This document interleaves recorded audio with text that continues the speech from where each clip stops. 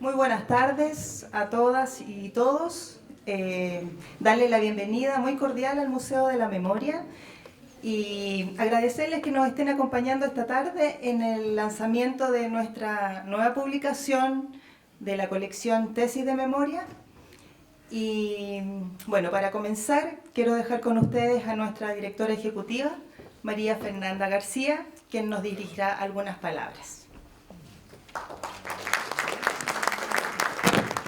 Gracias Vilma, gracias a todo el equipo además de Colecciones e Investigación que está aquí y que organiza este concurso que ya lleva desde el año 2012 y 14 libros publicados. Muchas gracias también a Catalina Bosch, que es parte de nuestro directorio y que también es jurado de este concurso. Muchas gracias a todos los que nos acompañan y por supuesto a David Alcántara. Un aplauso especial para él.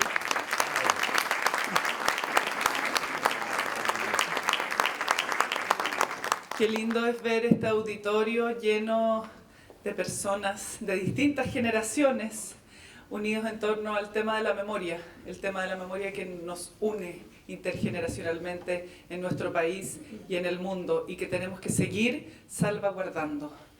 Y esta posta se la entregamos también a los más jóvenes, así como David hace uso de esta posta para continuar visibilizando, mostrando estas historias tan dolorosas, terribles, pero con una esperanza también. Una esperanza de que aún podemos hacer de este mundo un mundo más justo, respetuoso, solidario. De que esos son valores que siguen importando y que pese a todo, nosotros y mucha gente en el mundo sigue teniendo como bandera de lucha. Y la tenemos que seguir teniendo en alto. Así que muchas gracias David por ser parte de esa generación que quiere hacer su tesis, quiere investigar, quiere saber más, quiere conocer, porque por supuesto él no lo conoció, no vivió los hechos de la dictadura, los terribles momentos de la dictadura, pero gracias a su porfía también, de querer conocer más, de investigar, de saber qué es lo que ocurrió. Gracias por todos los jóvenes que hacen sus tesis en este tema tan importante para nuestro país. Así que bueno, muchas gracias también a quienes van a comentar y quienes se siguen haciendo parte de este concurso de tesis. Muchas gracias.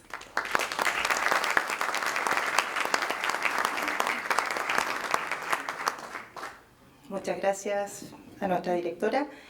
Y bueno, ahora vamos a invitar a que pasen al escenario nuestros panelistas y la moderadora. David, Luis y Alejandro, por favor, adelante.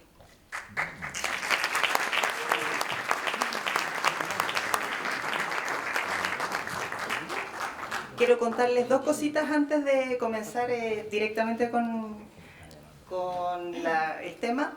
Es que al final de la presentación les vamos a hacer entrega de su libro, previo a un registro, podrán retirar su libro. Y quiero contarles también que esta publicación, además de su formato físico, está disponible en nuestra página web, esta publicación y los 13 títulos restantes para quienes quieran revisarlos, visitarlos y difundirlos también.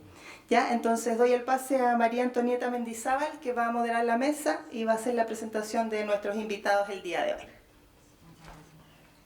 Buenas noches a todas y todos. Es un gusto poder estar aquí hoy compartiendo con ustedes una nueva premiación del concurso de tesis del Museo de la Memoria y los Derechos Humanos. Esta vez tuvo que pasar un poco más de tiempo del habitual para que llegáramos a este momento y pudiéramos retomar la continuidad de un concurso que favorece la investigación académica en temas relacionados con los derechos humanos, a la vez que promueve el uso de su patrimonio como fuente de estudio, una manera de darle todavía más vida a este espacio. Pero hoy me complace presentarles al ganador de la versión 2023 del concurso de tesis, David Alcántara Rojas. Él es licenciado en Historia por la Universidad de Chile, se tituló el año 2023, nació en Santiago, es residente de la comuna de Paine, ha realizado pasantías en el área educativa del Museo Histórico Nacional, así como en el Plan Nacional de Búsqueda, Verdad y Justicia, donde ha contribuido en investigaciones vinculadas a patrones de desaparición forzada y en sitios de memoria como el Estadio Nacional e Irán 3037, ex Venda Sexy. Actualmente es miembro del Núcleo de Memoria, Historia Reciente y Derechos Humanos en el Cono Sur y del Centro de Estudios Judaicos, donde se desempeña como asistente de investigación en un proyecto Fondesit.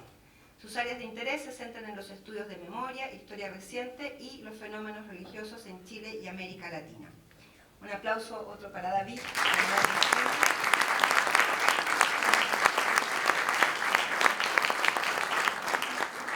Hoy día también nos acompañan como panelistas el profesor Luis Bamondes González. Él es doctor en Ciencias de las Religiones y IDEA en Antropología Social por la Universidad Complutense de Madrid. Es profesor asociado en la Facultad de Filosofía y Humanidades de la Universidad de Chile. Se ha especializado en el estudio del fenómeno religioso latinoamericano y sus vínculos con procesos políticos, económicos, sociales y culturales en la región. Actualmente es el presidente de la Asociación de Ciencias Sociales de la Religión de América Latina y fundador del Congreso Nacional sobre el Fenómeno Religioso en el Mundo Contemporáneo. También quiero presentarles a nuestro segundo panelista, Alejandro Núñez. Él es poblador, Jano, me dijiste, ¿no? Jano Núñez, poblador, miembro de la parroquia San Cayetano, activista político y religioso. De oficio cartero, Jano nació y creció en la población La Legua. Se incorporó a la parroquia en el año 73 y consciente de la importancia que tienen las comunidades eclesiales de base, hoy forma parte de la comunidad Jesús Buenas Nuevas de La Legua. En este camino compartió y conoció a curas obreros, entre ellos a Mariano Puga, experiencia que lo ha motivado a actuar y a hablar conforme a las necesidades de su comunidad. Él ha participado también como entrevistado e invitado en distintas publicaciones. Para dar inicio al panel, les recuerdo a David y a nuestros panelistas que tienen 15 minutos para hacer sus comentarios, de modo que podamos dejar espacio para una ronda de preguntas después. Entonces partimos con David Alcántara. Buenas tardes a todos y todas. Me gustaría comenzar agradeciendo sinceramente su presencia el día de hoy. Esto para mí no es solamente la publicación de un libro, sino también el cierre de un ciclo académico, formativo, que inició en el año 2023 y a día de hoy inicia, bueno, me cuesta explicarlo de cierta forma. Pero bueno, hablando sobre el libro, este escrito nace de una simple pregunta, que es ¿de qué manera los sacerdotes obreros influyeron en la sociedad chilena? Y voy a citar textualmente la pregunta de investigación, que es ¿de qué manera la representación del cura obrero impactó en la reconfiguración de la religiosidad y conciencia social en las poblaciones populares más emblemáticas de Chile entre las décadas de 1970 al año 1990? Para responder esta pregunta se establecieron 3 objetivos específicos. Pero como hipótesis yo planteé que la representación del cura obrero efectivamente sí había sido un factor de transformación sociocultural en el país. Había generado cambios tanto en lo cultural y político. Sin embargo, su influencia habría sido limitada, dado que no lograría transformar la estructura general de la Iglesia Católica en el país, ni generaría un movimiento nacional de sacerdotes obreros debido principalmente a la coyuntura histórica del momento, que es la dictadura militar de Pinochet, principalmente con la represión política, las torturas, el exilio, etc. Y posteriormente este fenómeno siendo desplazados con los nuevos cambios en la sociedad en la década de los 90, con la transición a la democracia. Y me refiero a la globalización, el neoliberalismo y el pluralismo religioso emergente en esa época. En este trabajo encontré una historia tanto de valentía, de contradicciones, de compromiso, pero también de una historia que, aunque poco contada, nos pertenece a todos, quienes hemos sido parte de los sectores populares, hemos sido conocidos, hemos vivido en la población. Porque hablar de resistencia, eso es lo que intento demostrar en este libro, de encarnar lo cotidiano y dar lucha por la dignidad humana. Este libro se centra, como dije, en la figura del cura obrero, un tipo de sacerdote que surgió con fuerza en la década del 70 a 1990 en las poblaciones en Chile. Incluso me podría retrotraer posteriormente a la Segunda Guerra Mundial, en la década del 50, en Europa, con la Misión de París.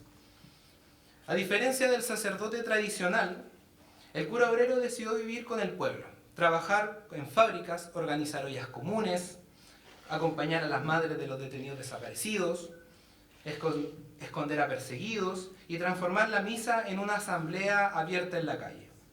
Y voy a citar textualmente a una vecina de la población La Victoria.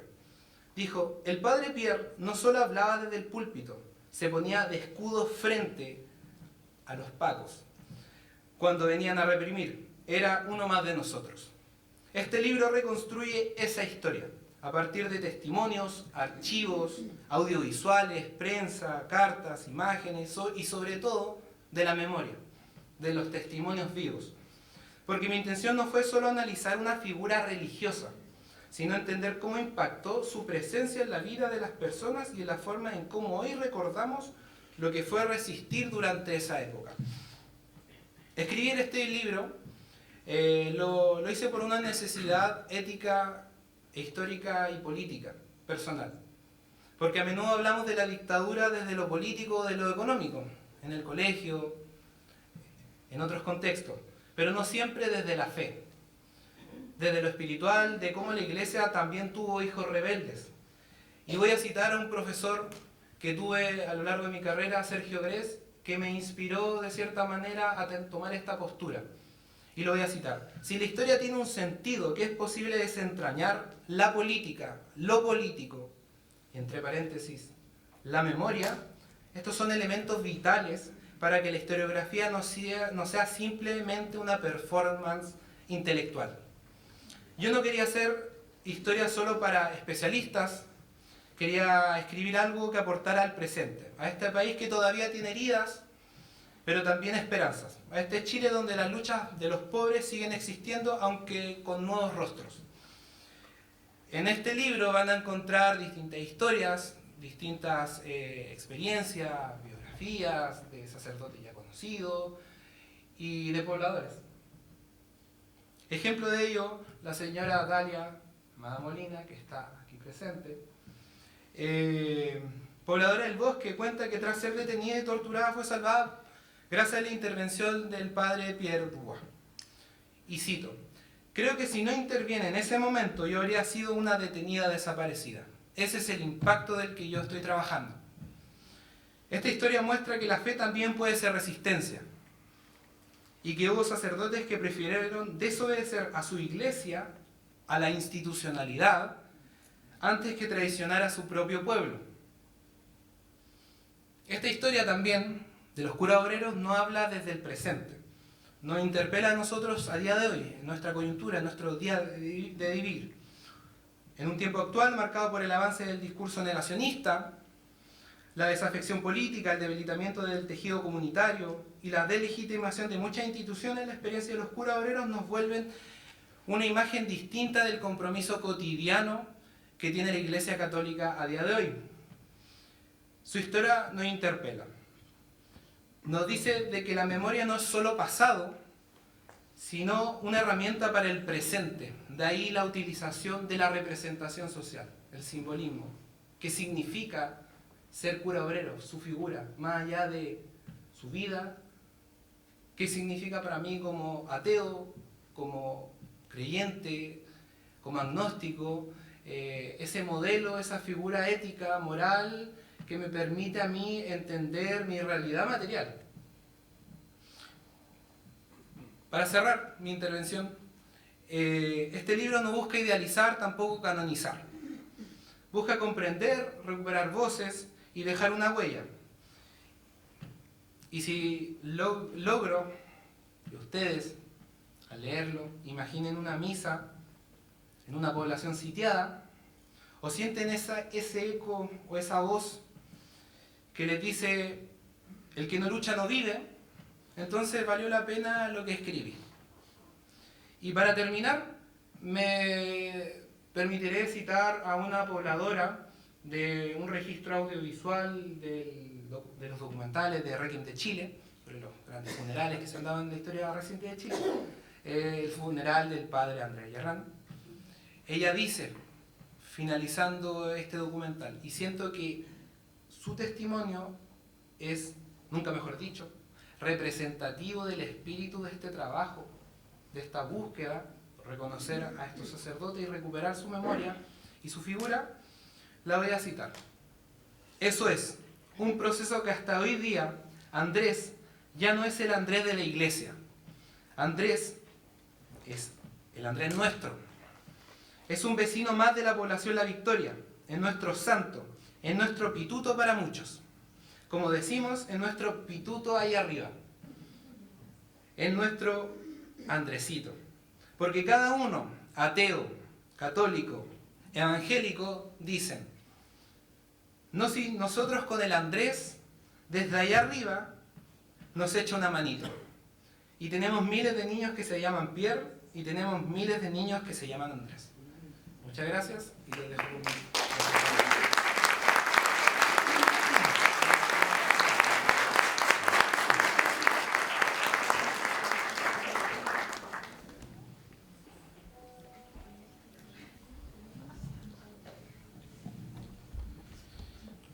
Buenas noches a todos y todas. Quisiera comenzar dando las gracias a los organizadores por esta oportunidad, por este evento, a quienes organizan este concurso, que me parece sumamente valioso, sobre todo en los tiempos que corren, donde muchas cosas, digamos, de este tipo a ratos son desestimadas y por otra parte, digamos, poco valoradas. Y también quiero hacer público mi agradecimiento a David. David fue mi estudiante el año 2023, trabajamos juntos un año, trabajó más él, yo diría, que yo, porque a mí simplemente me toca la función, como bien indica la palabra, de guiarlo, ayudarlo, colaborarle. Creo que esa es la función que me corresponde como su profesor guía en un proceso formativo. Y solo tengo buenas palabras para él, para su trabajo, para su esfuerzo, para su dedicación y por supuesto, digamos, también para su capacidad crítica, analítica y creativa para abordar fenómenos de este tipo que no son fáciles.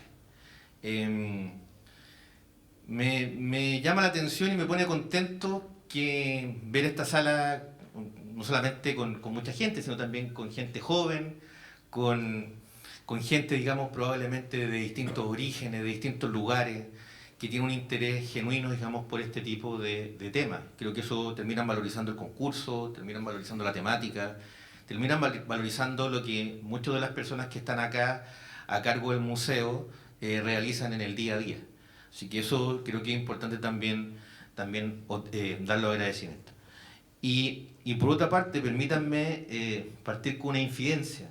Quiero agradecer también porque en parte me emociona encontrarme aquí con un viejo amigo que en parte también es responsable de que yo me haya dedicado durante ya 20 y tantos años a los estudios de religión, que es mi amigo acá, Reinaldo Tan, que me recibió de muy buena manera cuando yo llegué de España con mi doctorado bajo el brazo, con una difícil inserción, y aquí entrando en temas para un área que muchas veces es desestimada por las ciencias sociales, por las humanidades, e imaginemos también por las universidades como la mía, en la cual yo me formé, la Universidad de Chile, que a rato, y lo digo en buena lid, presume de laica, y donde cualquier cosa que suene a religioso genera urticaria, a ratos por falta o de desconocimiento o por una, yo diría que mirada cortoplacista, muchas veces de presumir que lo religioso no tiene valor.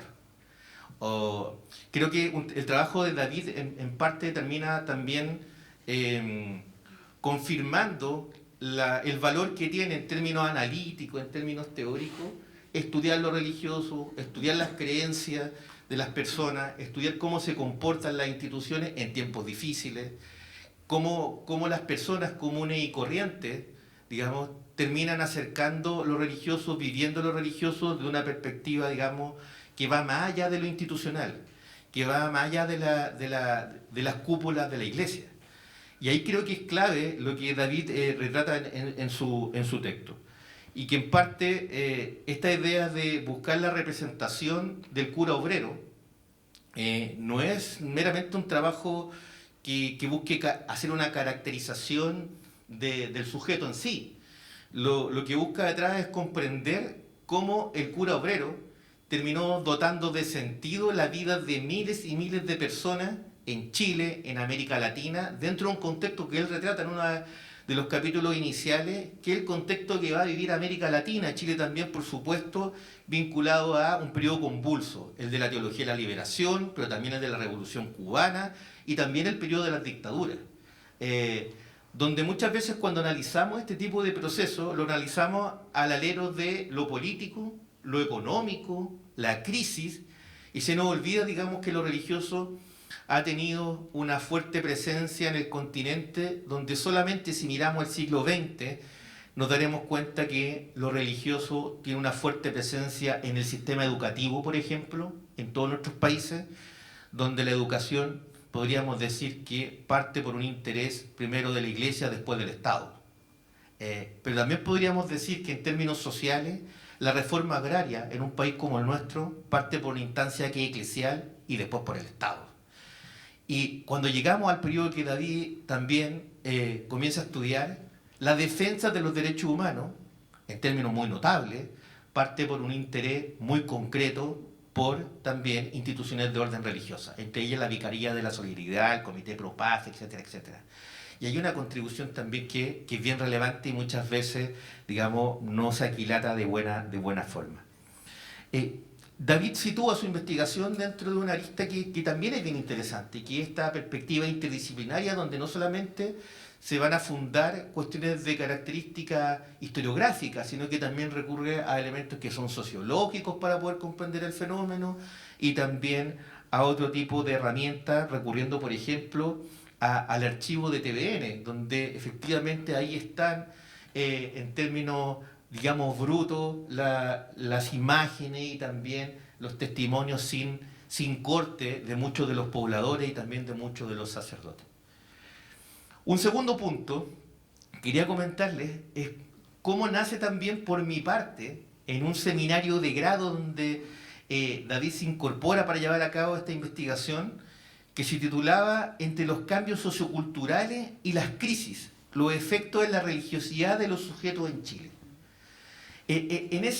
¿Cómo nace en mi caso esta idea de tener un seminario de grado, de tener tesistas, para poder abordar fenómenos de este tipo?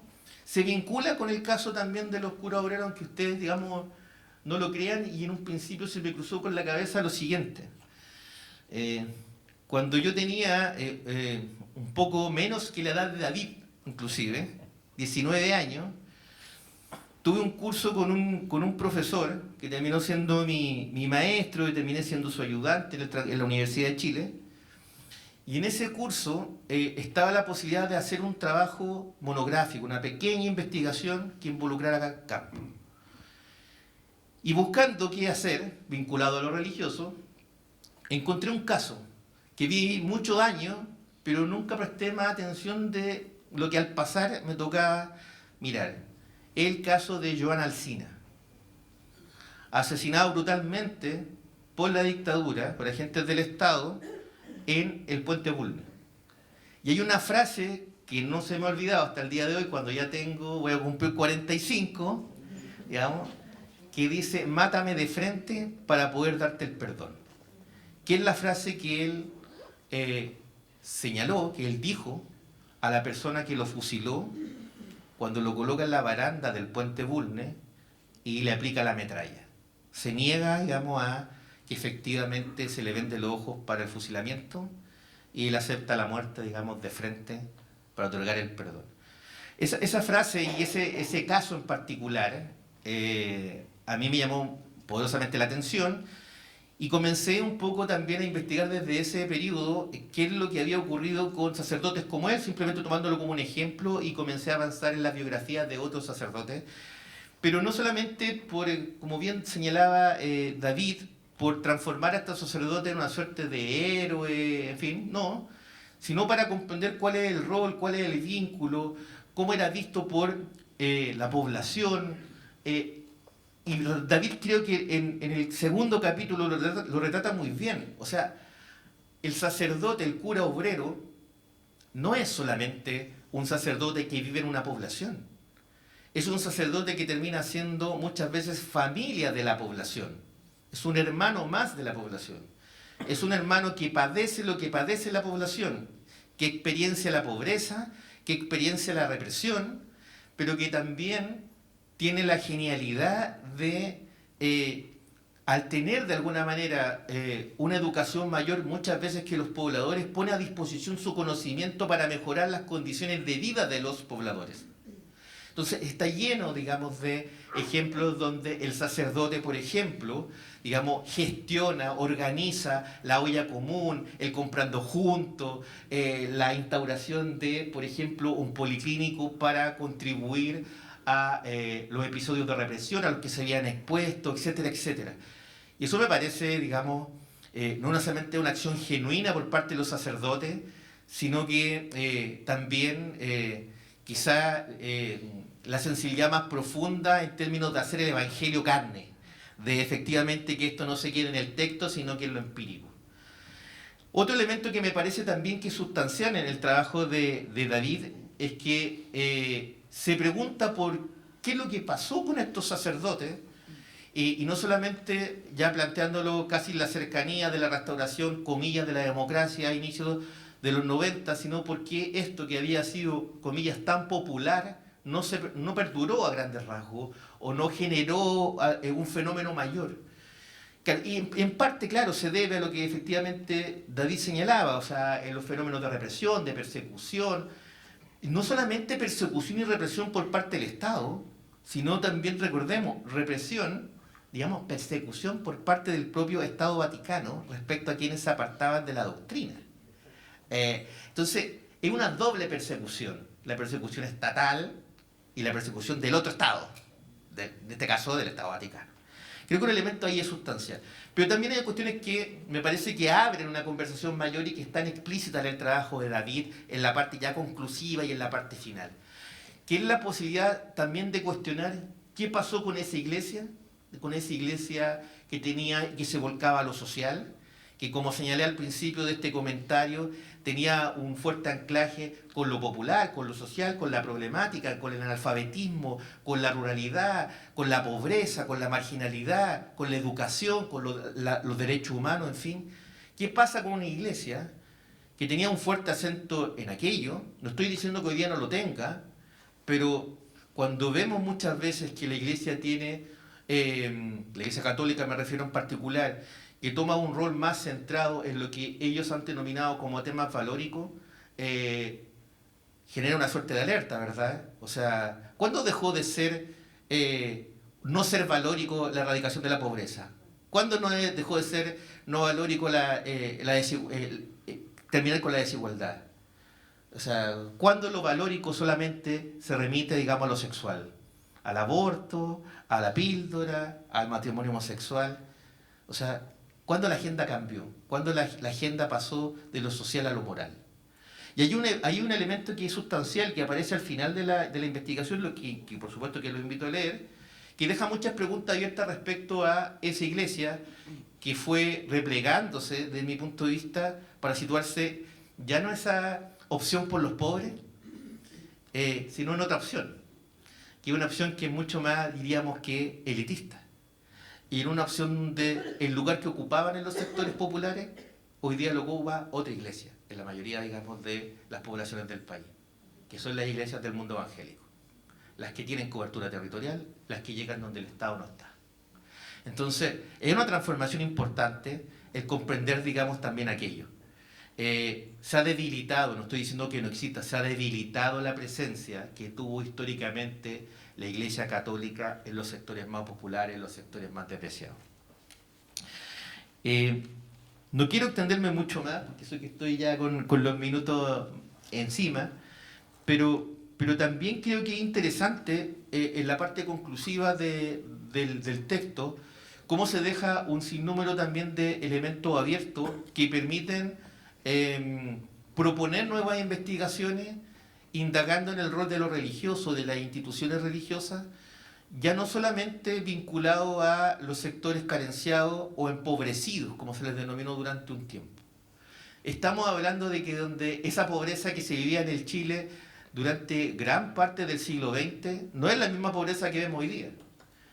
No es la pobreza como muchos denominan de pie descalzo, del barro, no es ese tipo de pobreza bruta, es otro tipo de pobreza.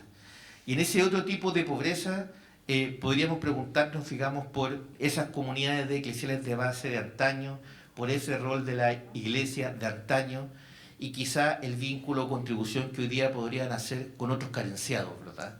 Con los migrantes carenciados, efectivamente también con los pueblos originarios, muchas veces desplazados y carenciados. Sería interesante preguntarse, digamos, por su contribución a determinadas causas, que fue lo que hicieron en el pasado.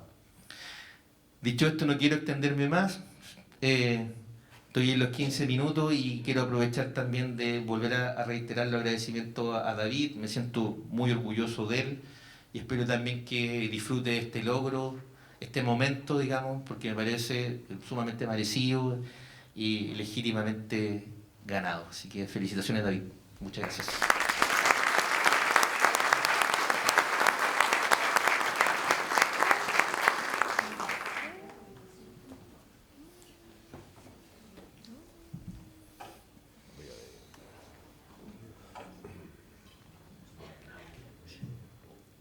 Buenas noches a todos y a todas, y en particular, perdónenme, quiero saludar a mi hermano mayor que se encuentra conmigo en esta sala.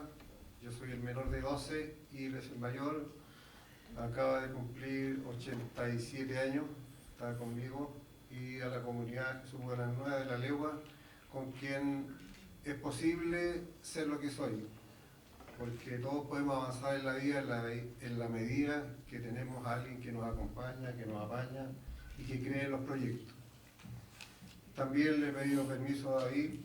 Tenemos un amigo en común en la comunidad que está grave en el hospital del tórax, en la UCI, y en la mañana me entregan un reporte muy lapidario de un infarto que le da. Entonces yo iba a hacer una oración después de aquello. Pero antes de llegar, me llega otro reporte, es que este amigo ha sido operado y se le ha instalado el marcapaso y ha vuelto a la vida. Entonces, darle gracias a Dios por eso. ¡Vamos, Pablo!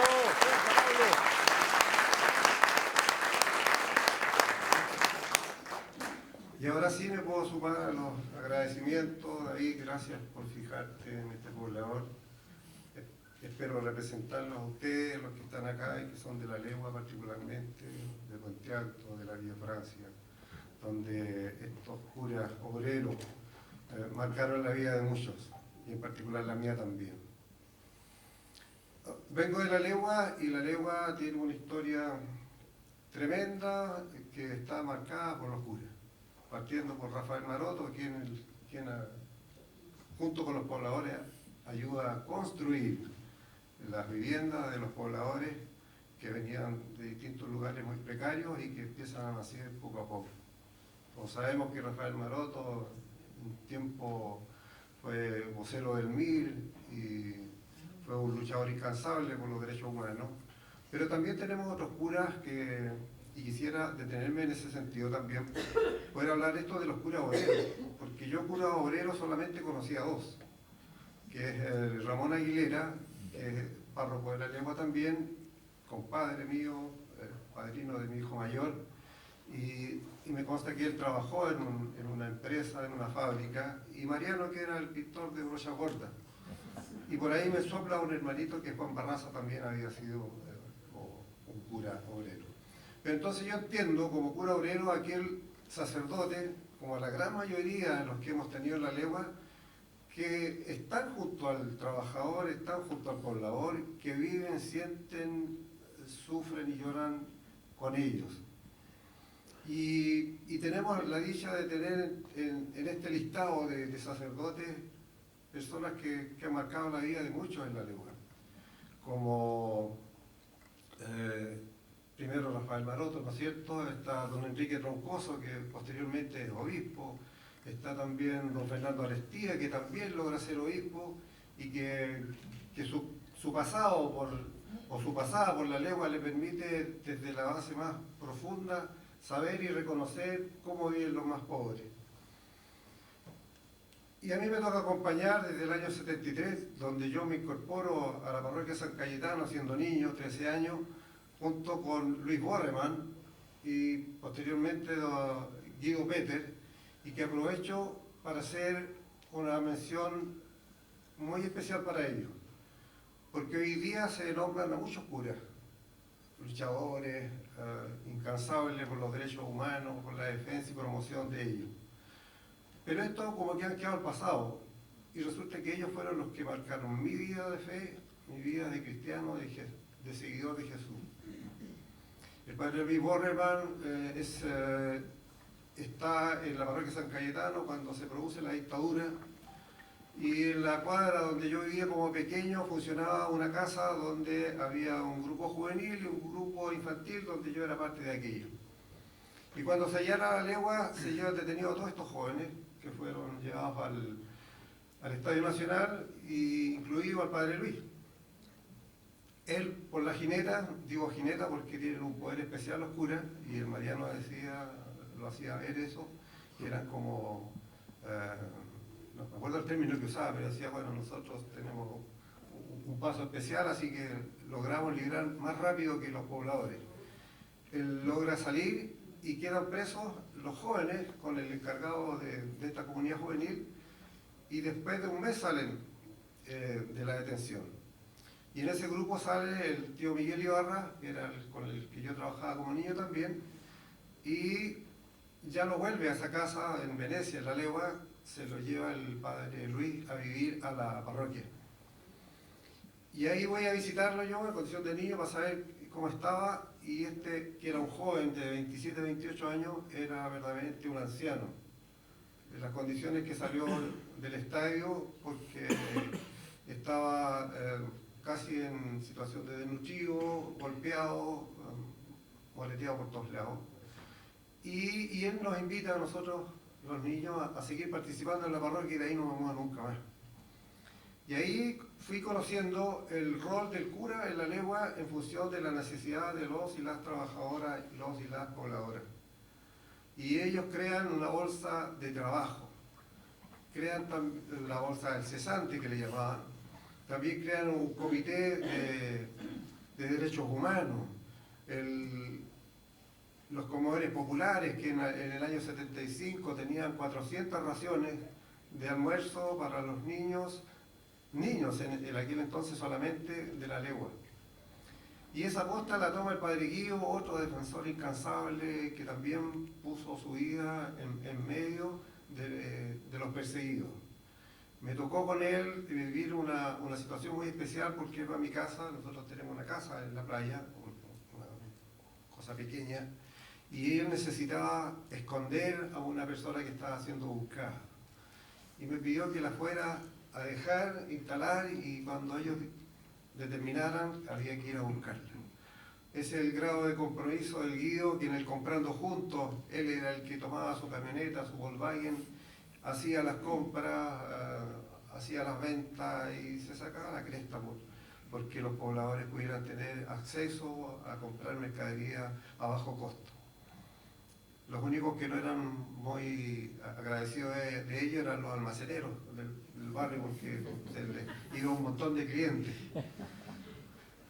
Después llega el padre Ramón Aguilera, no el cantante, sino también el poblado, un viejo chico. Y ahí se provoca el primer impacto en mi vida de fe cuando veo llegar a este cura en una camioneta simple con todas sus pertenencias. Y recuerdo que entre sus pertenencias la mitad eran plantas, un par de maletas, una bicicleta y algo por ahí. Ese era su equipaje. Y eso me impactó mucho en la vida. Después se convierte en mi compadre porque nos relacionamos más íntimamente. Y él le cede el lugar al Mariano, porque el Mariano decide, y lo que él decidía era palabra de Dios, irse a la legua. Y Ramón, un hombre muy sencillo, dice, si se trata de Mariano, yo encantado y le dejo el lugar. Y bueno, con Mariano se produce lo que todos los que hemos tenido la dicha de estar a su lado, la transformación más profunda de nuestra fe, el arraigo más intenso del Evangelio con la vida diaria. Y en este Mariano podemos descubrir que es un hombre que te cede espacio, que te impulsa con mucha energía a crecer. Es un tipo que hasta hace entonces en una iglesia de 400 fieles nunca nadie se había atrevido a decir a viva voz: oye Jano, hace la oración por la iglesia. Y yo así. Y hubo que lanzarse. Y de ahí en adelante todos los fieles de la comunidad iban preparados, porque él sacaba a cualquiera arriba al escenario nomás. Y eso te ayudó a crecer, y con la Biblia en la mano. Porque cuando él llega a la parroquia, lo primero que hace, nosotros estamos acostumbrados a una iglesia que está en función del altar o en función del cura, entonces lo primero que hace, desordena las bancas y las pone en círculo. Y dice, para que nos veamos, para que seamos todos los mismos. Y se baja del altar y se instala adelante junto con cada uno y cada una de nosotros. Y después dice, aquí en esta iglesia y en esta legua, donde los pobres sobran, a contar de la próxima semana, y ahí tengo que hacer media culpa, yo había andado con la Biblia ahora, en una mano la Biblia y en otro lado un paquete de mercadería. Y había que llegar en esas condiciones a celebrar la cena. Y el canal se llenaba. Y entonces cuando David me habla de este tema de la... Déjame, medio lento ahora. De la iglesia tradicional de los pobres, yo tengo que decir que siempre estuve en la iglesia de los pobres. Y lo que me preocupa, y que hace alusión aquí el hermanito, es que hoy día la iglesia tiene una involución y que se está yendo para adentro. Y se está yendo para adentro y en la legua no es la excepción. Y estos curas que nos han acompañado han sido baluartes en la vida de muchos y muchas. Pero la iglesia se está quedando vacía. Y también somos responsables los que todavía estamos ahí. Porque no hemos sido capaces de mostrar el rostro de Jesús de la manera que Él quiso. Que no hemos sido capaces de apuntar al reino de Dios y su justicia, como lo han proclamado cientos de miles. Esta es la iglesia que me vio nacer, esta es la iglesia que me alimentó, y cuando me digo me alimentó, que me vistió y que me educó. Y que hoy día me permite hablar frente a ustedes con la generosidad de haber sido escogido por David y con este apañar de la comunidad, lo que decía en un comienzo. Nadie es capaz de andar solo.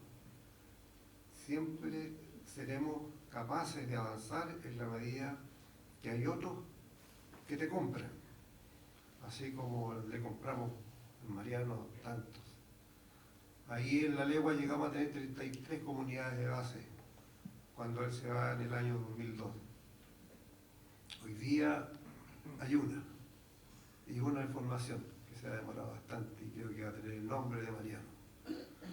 Y esta comunidad nace hace 10 años, que vamos a cumplir, porque Mariano precisamente me invita a la beatificación de Monseñor Romero, en este país sufrido y donde las comunidades de base eran la fuente de energía de la iglesia. Y a partir de ese viaje, invito a algunos y algunas a ser parte de esta comunidad y que hasta el día de hoy estamos funcionando dentro de la iglesia y fuera de la iglesia. Y por eso cuando ahí aparece y dice activista, político y religioso, no sé si me queda bien el nombre, pero sí, a partir de la experiencia de Mariano, soy un tipo que a cada minuto está inventando cosas. Está creando cosas para hacer. Nosotros tenemos un lienzo como comunidad, tenemos una cruz como comunidad, y donde vamos yo siempre hincho para que la traigan. Hoy día, como vine antes, los que quedaron de la comunidad no trajeron lienzo ni trajeron cruz. Porque hubiese sido lindo que la conocieran. Porque el lienzo dice con un oído en el Evangelio y el otro oído en el pueblo. Y porque la cruz dice Jesús buena nueva, que es lo que es Jesús para los pobres del mundo. Y también quiero aprovechar que el pueblo palestino la pasa muy mal, donde miles y miles son aniquilados por el mal llamado pueblo de Israel, que nosotros a menudo en nuestra Biblia logramos visualizar. Pero entender que no es el pueblo el que masacra, sino el poder Israel, el que más está amparado por los yanquis, que meten su colmillo inmundo. Eso así lo dice el tema, ¿no?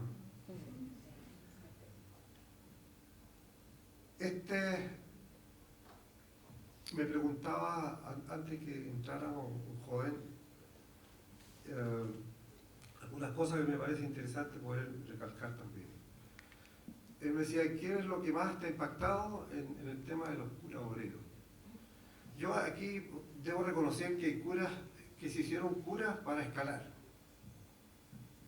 Conozco algunos que se formaron, se educaron, tuvieron profesión y después hasta luego.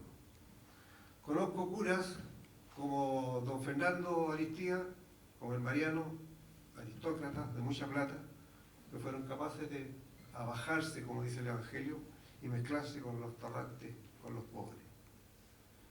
Conozco otros como Ramón Aguilera, mi compadre, que siendo muy pobre, se educó y siguió siendo pobre. No se aprovechó en ningún segundo de su estatus de sacerdote y murió pobre.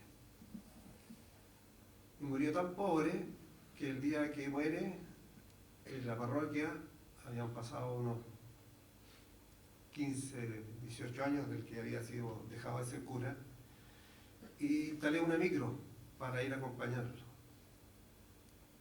¿Saben cuánto llegamos a esa micro? 5. Ahí está. No, 4, es lo que estoy diciendo. Entonces le tuve que decir al Señor, tenga la amabilidad, se va a tener que ir porque no me parece justo una micro para 4. Y le pagamos la mitad del valor. Sí. Y es que a veces también nosotros, los que estamos detrás de nuestros líderes, nos olvidamos rápido de ellos. Y yo creo que, así como el Mariano está en la memoria vigente de tantos, yo creo que hay algunos con aquellos que estamos en deuda.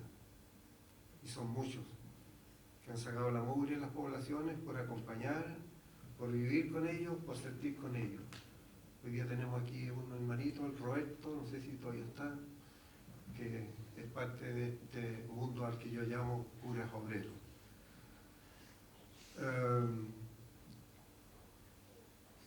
Me quedan 2 minutos. Voy a cumplir en octubre 52 años desde que pisé por primera vez en la parroquia.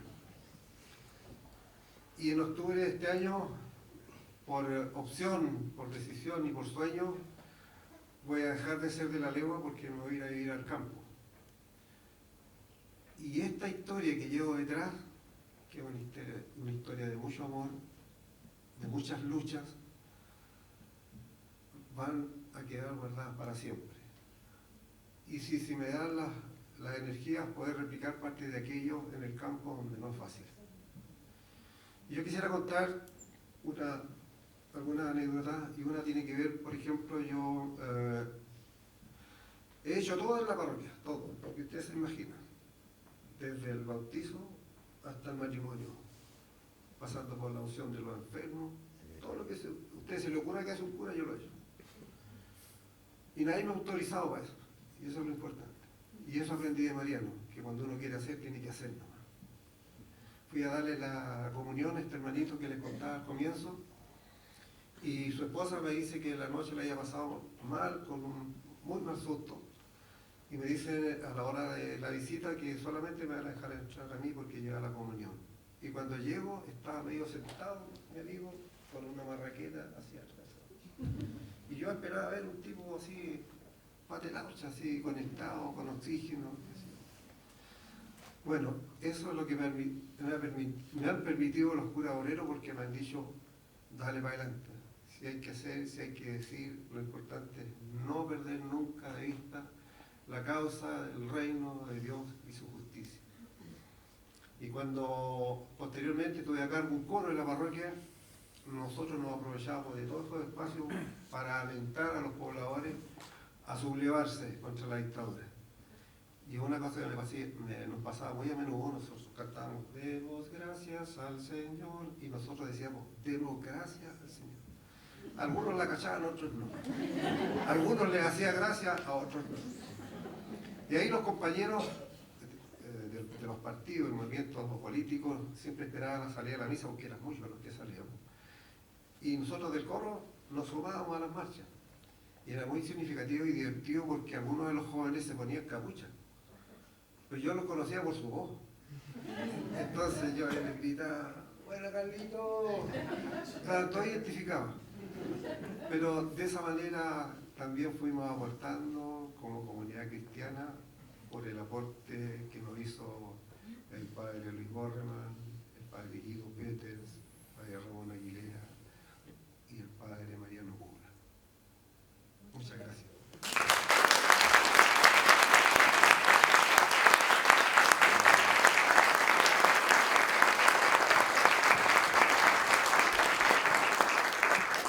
Gracias a David, a Luis, a Jano. Abrimos ahora una ronda de preguntas. Les voy a pedir que la formulación de la pregunta sea breve para dar espacio a la mayor cantidad. Y supongo que alguien va a pasar el micrófono.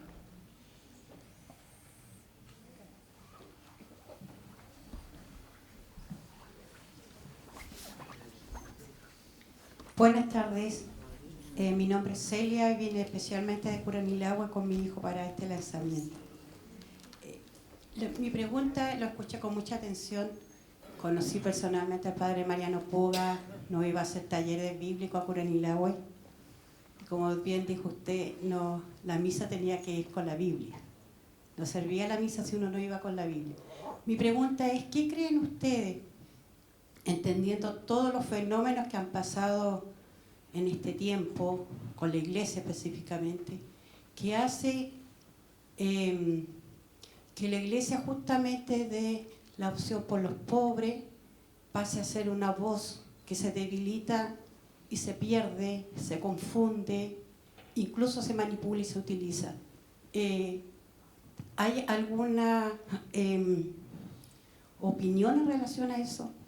Porque yo como cristiana trato de entenderlo y de resistir, pero sé que la respuesta puede ser mucho más compleja de lo que uno piensa.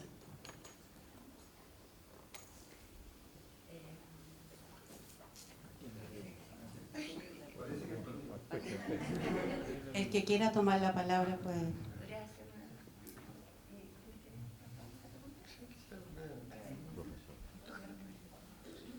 Bueno, primero creo que los grandes responsables de que la iglesia esté como esté es la propia jerarquía. Yo creo que se produce la debacle definitiva a partir de los abusos, donde nosotros los laicos comprometidos de las comunidades populares le hincamos el diente para seguir a cada uno de aquellos abusadores.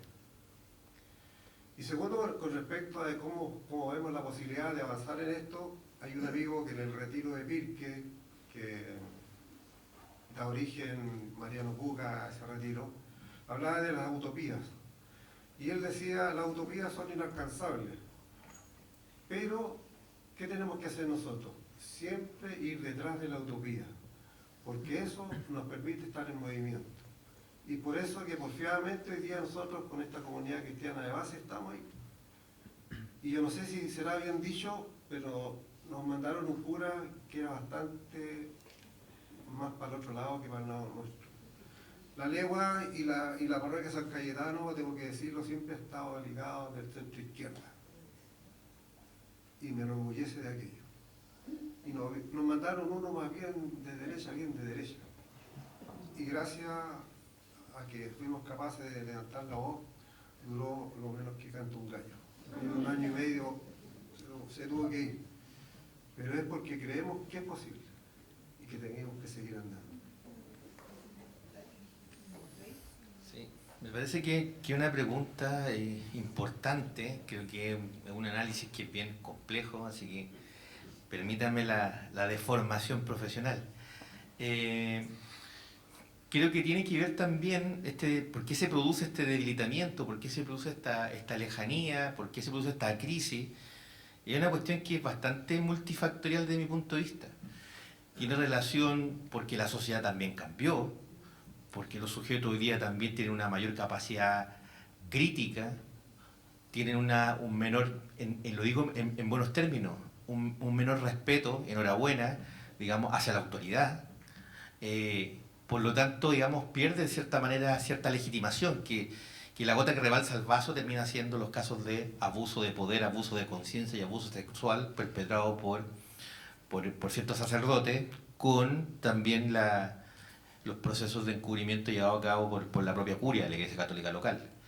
Pero también tiene que ver de mi punto de vista, con cierta falta de sintonía por parte de la Iglesia, en particular, para poder abordar ciertas urgencias que tiene los sectores populares, que tiene inclusive, yo me atrevería a decir, gran parte de la población en Chile.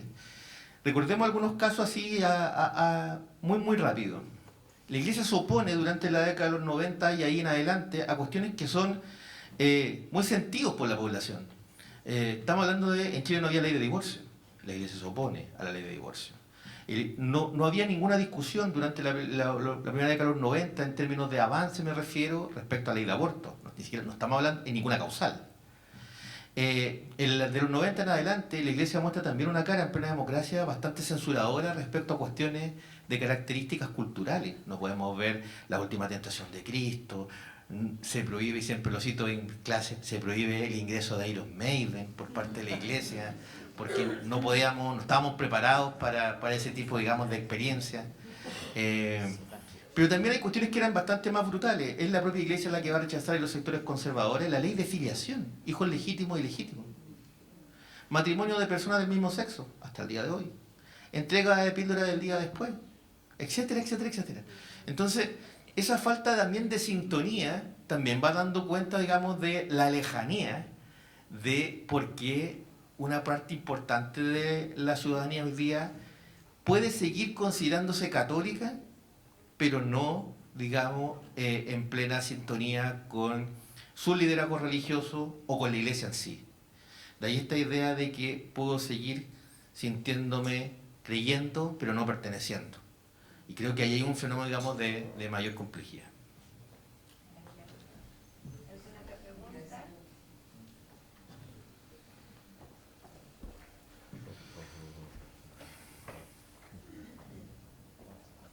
Bueno, muchas gracias por esta instancia.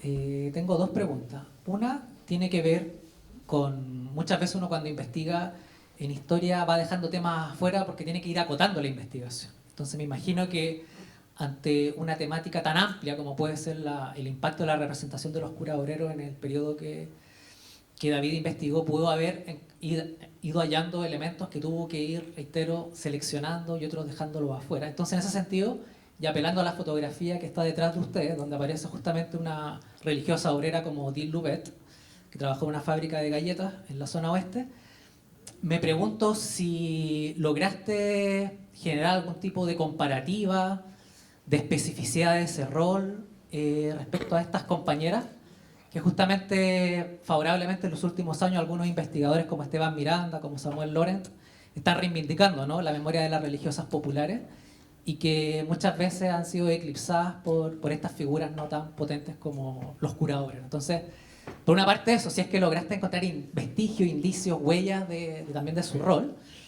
Y la siguiente pregunta tiene que ver respecto al impacto de los curas obreros, ya no tanto en su rol como obrero, como pobladores, sino también como agentes de resistencia o manifestantes, particularmente, por ejemplo, como observamos a Pepe Aldunate, a Mariano Puga, puede ser también Roberto Bolton, etc. En el movimiento contra la tortura, Sebastián Acevedo, donde justamente también hay un impacto performático en cómo estos sacerdotes, estas religiosas, laicos, laicas, etc., ofrendaban sus cuerpos ante la brutalidad policial, de ser gaseados, de ser apresados, de ser golpeados, denunciando la tortura, y eso qué impacto también generaba en la opinión pública, en la ciudadanía, de ver que sacerdotes estaban siendo también golpeados y apresados. Si es que también abordaste esa dimensión o no, y qué huellas pudiste haber encontrado. Bueno, sobre el papel de la mujer. Aprovecho de hacer la pregunta. quieres también. ¿Ya? Sí. Miren, lo que podríamos hacer es, porque hay una pregunta de Catalina, hay una allá al fondo de Martín, y así tú respondes Sí. y cerramos el panel, Sí, claro. ¿te parece? Sí, claro. Sí, va un poquito en la misma sintonía de compañero, pero me gustaría saber si pudiste abordar, al menos en términos de reflexiones, de preguntas, la condición de justamente migrantes de varios de estos curas obreros. En estos tiempos donde la xenofobia, la discriminación, la estigmatización de las personas migrantes va increciendo, según dicen las encuestas, aparece como la principal preocupación de Chile. Es uno de los países que tiene eso como principal preocupación.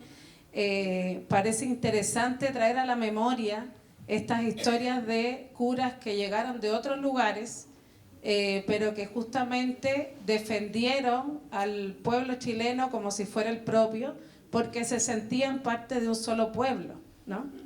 Que es el pueblo que construimos entre todos los seres humanos, independiente del país donde nacemos.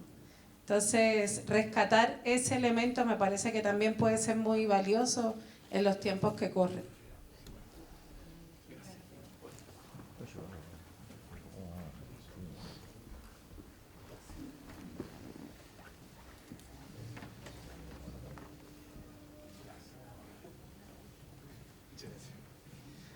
Hola, bueno, muchas gracias a ustedes por poder conversarnos sobre lo que fue este proceso también de la creación de esta tesis, en especial a ti, David, que me consta que fue un trabajo que también le pusiste mucho énfasis, así que te felicito también.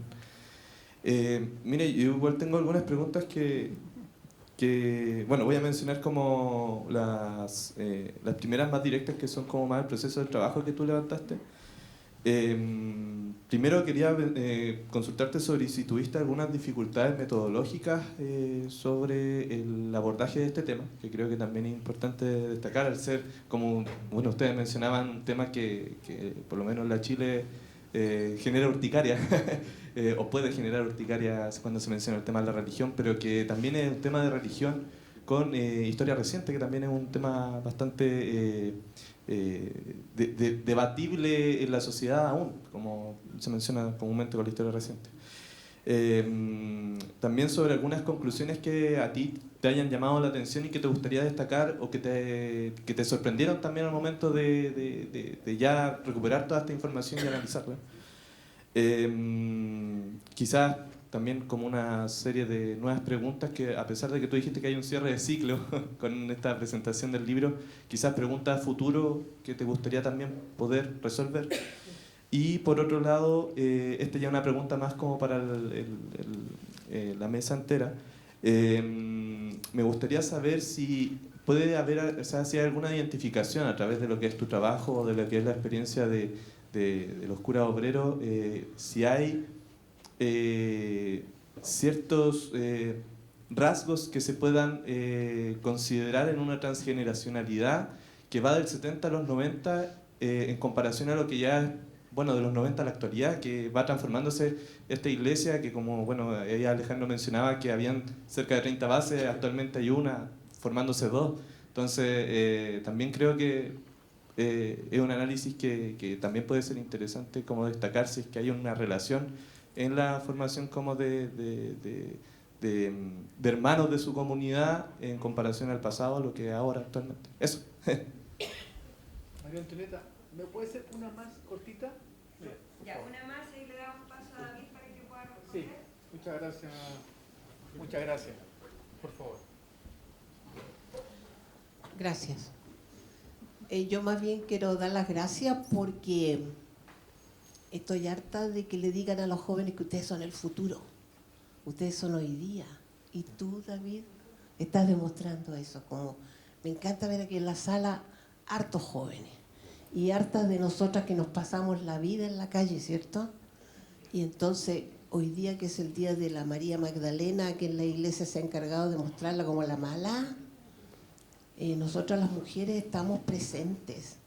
Y me encantaría que alguien tomara el tema, porque ahí está la Odil y está la hermana Carolina. Yo te puedo dar una lista larga de hartas mujeres que se la jugaron tanto como esos curas obreros.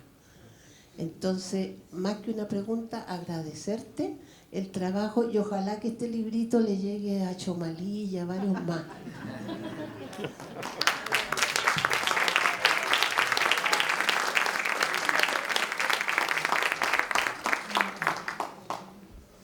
Voy a contar un poco de mi proceso creativo para responder todas las preguntas posibles. Todas. Yo cuando escribí la tesis, debo decir que yo soy creyente en el sentido de que todo artista, creador, creativo, investigador, cuando construye una obra, sea historiográfica, desde la sociología, desde las artes, tiene algo de lo suyo, el por qué y qué quiero transmitir con eso.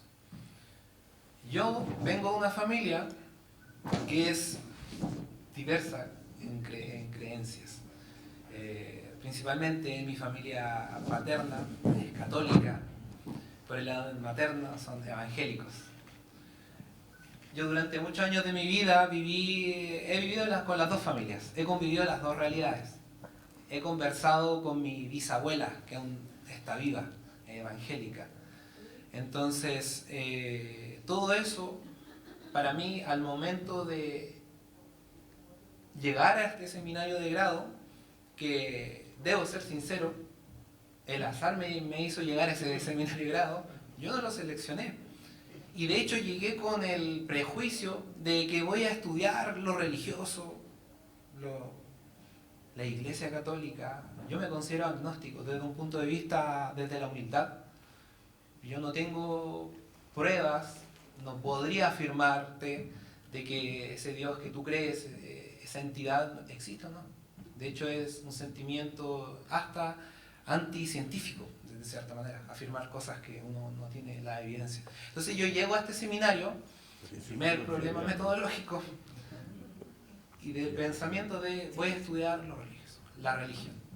Pero me encuentro con mi profesor y con la perspectiva de la ciencia de la religión, de entender la religión no desde la Iglesia Católica, de entender sacramentos, sino entender por qué funciona, cómo se ha gestado a lo largo de la historia, cómo influye en el pensamiento humano, en la realidad material, etc. Entonces me cambió mi perspectiva totalmente y me fascinó. Y yo desde siempre he tenido la convicción y la idea de estudiar a los sectores populares, a la clase obrera. Yo soy de una familia trabajadora, proletaria, mi mamá es profesora, mi papá es ingeniero en telecomunicaciones. Entonces, desde esas bases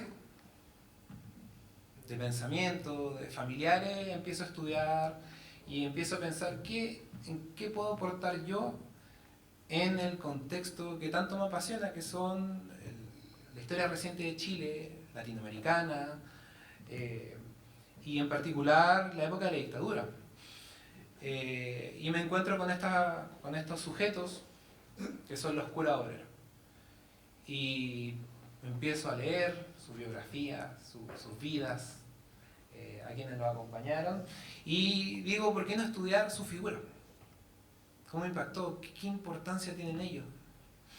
Entonces, partiendo de esa base, ese fue como mi primer problema metodológico de estudio.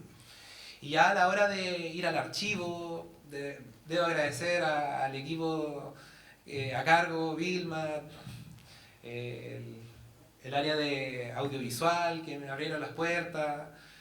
En ese sentido, yo estudiar y meterme dentro de los archivos, ver documentales y luego entrevistar a gente, me hizo cambiar mi forma incluso de pensar, de cómo entiendo yo lo religioso, cómo entiendo yo las problemáticas sociales, cómo entiendo mi presente, desde el enfoque de la fe y también desde lo político y lo cultural. Estudio el movimiento de sacerdote obrero y en el capítulo 1 estudio esta parte de cómo se gesta. que el movimiento fue particularmente europeo. Nace en Francia, nace en Europa, y muchos de estos sacerdotes de la misión de París, imbuidos por los horrores de la guerra, por la desesperanza, y cómo ellos conocieron, por ejemplo, en cambio, muchos sacerdotes conocieron experiencias de gente atea, de gente agnóstica, gente que ya no estaba creyendo, y decidieron viajar a Latinoamérica. Entonces se gestó este movimiento latinoamericano de sacerdotes obreros. Me hubiera gustado estudiar en Latinoamérica, quizás lo voy a hacer. Es un tema que me apasiona. Chile es mi realidad, las poblaciones también lo son. La Villa Popular, La Legua, La Victoria, la José María Caro, la Hermida, etcétera, etcétera, etcétera. Empecé a estudiar las poblaciones de Santiago por razones metodológicas. No puedo ir al norte de Chile a hacer una entrevista. Sin embargo, me encontré que la realidad de cada población es muy similar a la otra, en términos de cómo se articulan, en qué momento nacen. Muchos de estos sacerdotes vienen de familia, algunos de la aristocracia, con dinero. Entonces, me di cuenta que este aspecto del inmigrante quizás, en su momento, claro, estamos en una contingencia distinta, no fue cuestionado, al contrario, se veían como figura de admirar, con experiencias, con consejos de vida, etc. En el capítulo 2 también hago una cronología y hago el recorrido histórico de los sacerdotes obreros, y me enfoco también en el periodo de la dictadura militar. Y justamente, respondiendo a tu pregunta, sí, se convierten en agentes contra la violencia. Hay un momento que me di cuenta al estudiar esto, de que cuando llega el sacerdote obrero, como inmigrante, bueno, habían sacerdotes obreros que se formaron en Europa, pero el primer movimiento que llegó a Chile fue particularmente de conocer la realidad de la población, de acompañar al poblador, de entender sus problemáticas y cuestionarse el por qué son pobres, cuáles son las razones estructurales de eso, más allá de decir voy a ayudar al pobre y darle de comer, sino que se cuestionaron y criticaron su realidad, junto con las comunidades eclesiales de base.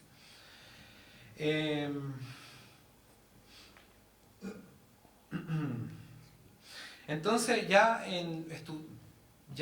enfocándome más en el tiempo presente, en esta transgeneración de sacerdote obrero, ¿cierto? A eso te refieres. Y de esta idea de cómo los jóvenes pueden sentirse inspirados por estas figuras. Me di cuenta, bueno, yo en general entrevisté a gente que vivió la época.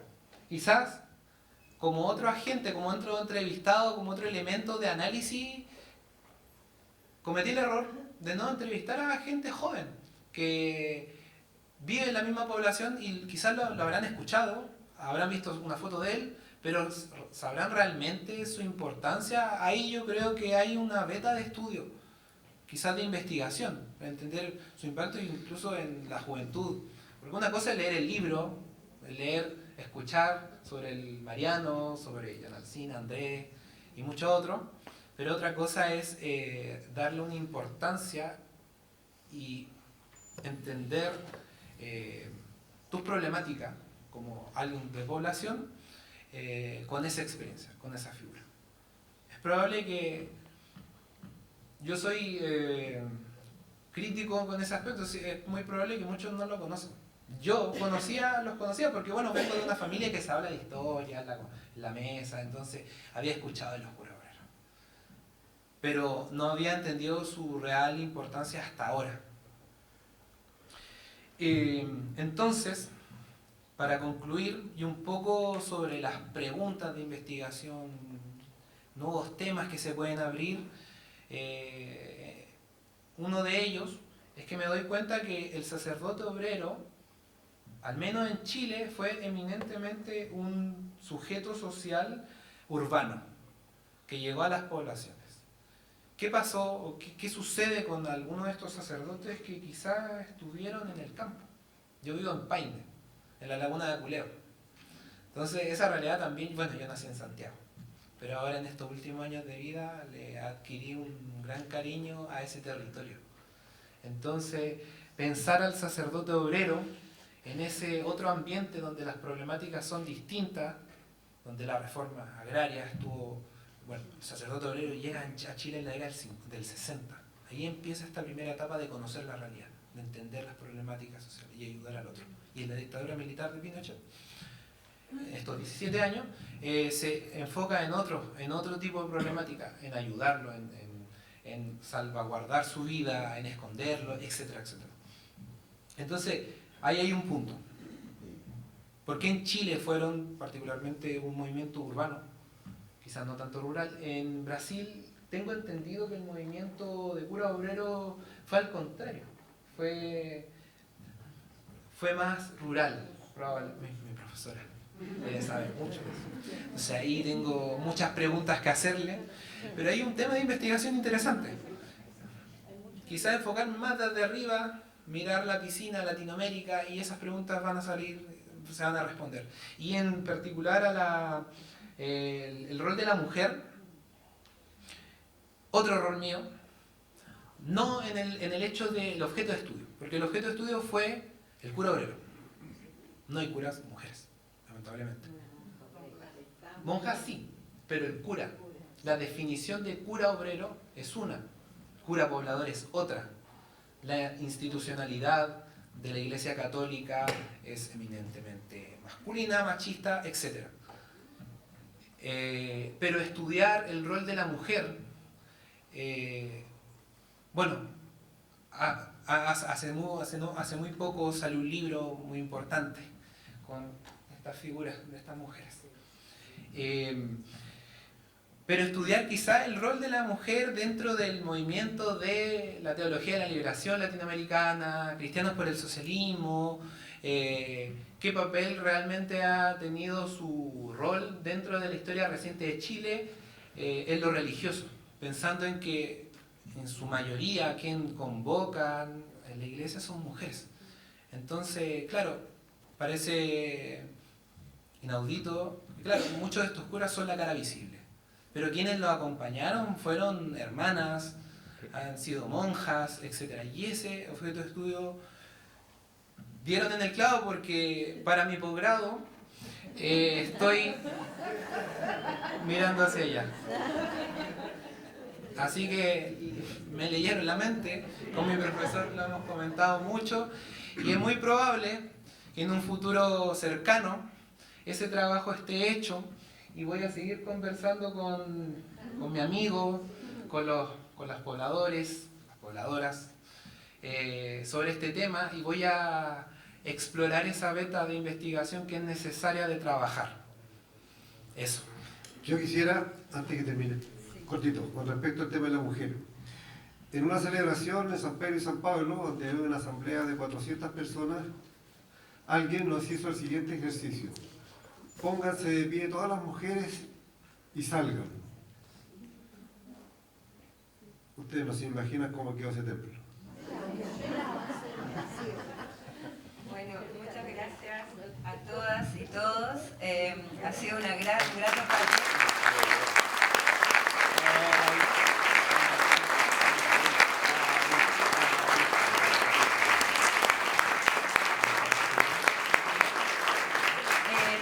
Bueno, David quiere despedirse brevemente, después de eso los invito a que compartamos una copa de honor afuera y podamos conversar un poco más. Quisiera agradecer a todos los invitados, a toda la gente que vino a esta convocatoria, y de verdad, papá, mamá, mi hermanita, lo logré. Gracias. Ellos me han dado todo en esta vida. Seguramente ellos están más emocionados que yo ahora.